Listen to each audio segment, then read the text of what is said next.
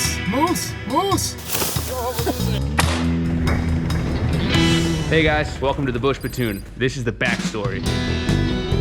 So this whole thing started around May of 2020 when a good friend of mine called me up and asked me if I'd like to go have a look at some properties quite far north in Northern Ontario, totally off-grid. It was right after the beginning of the pandemic and the lockdowns, and we needed a little bit of adventure. We were sick and tired of being cooped up in our houses, so we went looking for some land, almost as far away from people as we could possibly find. And we decided, hey, look, before we make an offer and remove any conditions or anything like that, we have to get up there and have a look and see if what it looks like in picture is what it translates to in reality. So we got in the vehicle with the family. All of us piled in, Rory joined us, we went up there and we tried to basically have a look. We hiked, I had kids on my back, Liz had the other kids on her back, and all of us were just ripping through the bush. And we got there, and unfortunately we weren't able to cross the slough. The slough is basically a large swamp surrounded by incredibly marshy and soft areas. Here we are at the Moose Slough. As deep as we're willing to get in. One of the things that we were looking for when we were choosing potential property sites was the remoteness. We wanted to be off-grid, we wanted to be away from people, no neighbors, no noise complaints, no building permits required for anything. We were specifically looking for an unorganized, unincorporated property. So there's no one to tell you what you have to do and make rules and complain to and bylaws. Low taxes. There's nobody picking up your garbage. There's no schools. No municipal services. There's no electricity. No sewage, no water. Nothing. The police can't even get to you.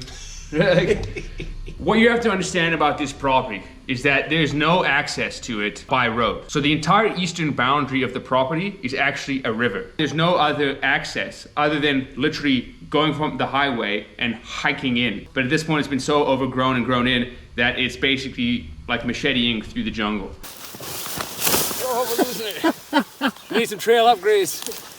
Look at this. Completely swarmed. Oh boy. Ugh, this is like Liz's worst nightmare. So after the failure of the first mission, basically due to an inadequate team of young children who couldn't make it through a swamp because they're only 3 years old, abandoned the first mission and reorganized the second expedition. Get on the land. You have to get on the property that you're purchasing, especially when it's raw land, because you have no idea whether what is advertised is indeed as advertised. They can say there are certain types of forestry there, certain type of trees, certain type of terrain, and then you get there and it's totally different, or someone's already been through there and, you know, logged half your property, you didn't even know it. Physically get on the land and get your eyes on it, feel the soil, taste the soil. And there is Adventurer Rory. Oh man, that's a baptism in fire.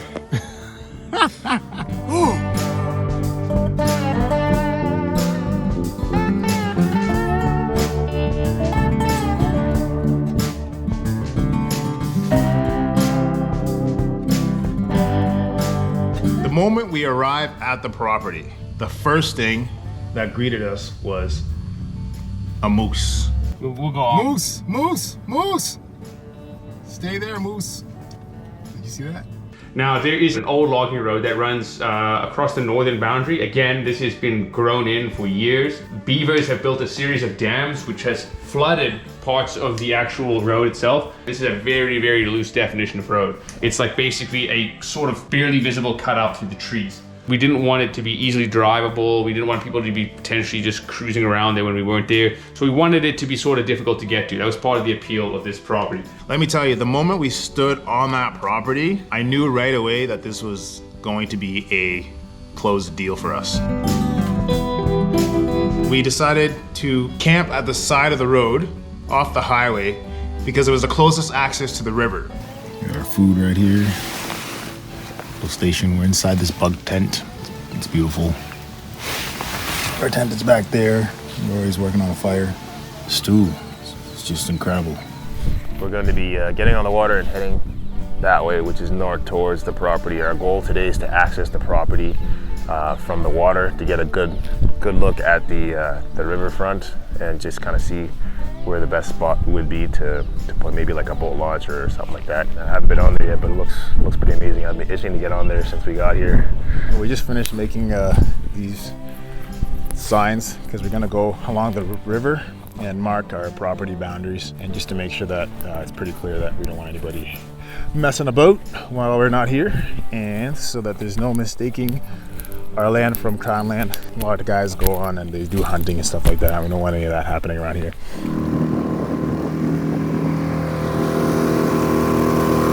All right, we're finally on the water. Little motor works great. Little 2.5er. And we're about more than halfway up to the property.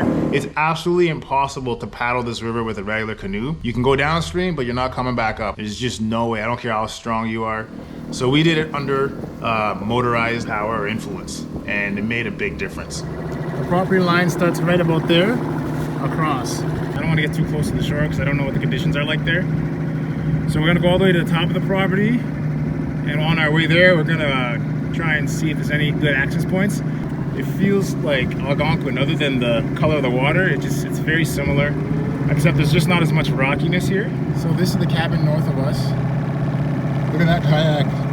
2 kayaks strapped together, and that's how the guy got all his material up here. So here we are with an up close at the dam. That's the maple tree we brought to plant on the property. Look at this, we can't go any further. Rory man's about to put up a sign. Let any trespassers know getting on this property is a no-no. Oh yeah, she's a beaut.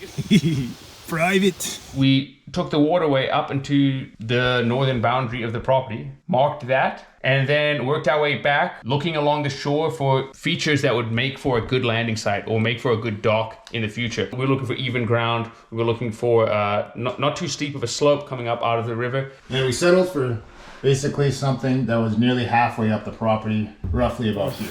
This is the best of what we could find. It's quite a steep bank down, so this might actually need some stairs and a dock.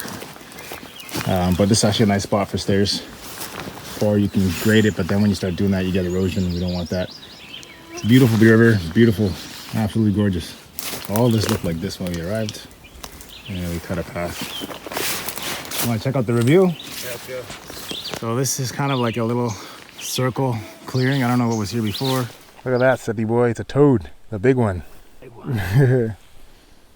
Carry on. Look at this. Those are all beavers. Beavers handling business here. Chopping down trees and leaving them. All beaver dams everywhere.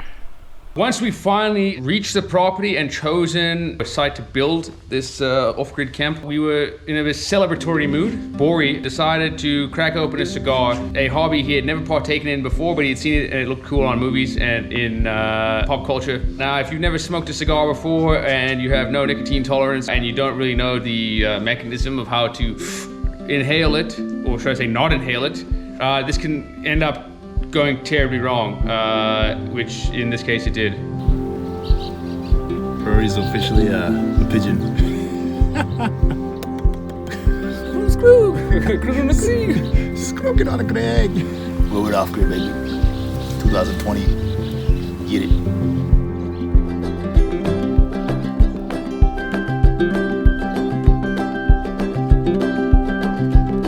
So fast forward to 2023.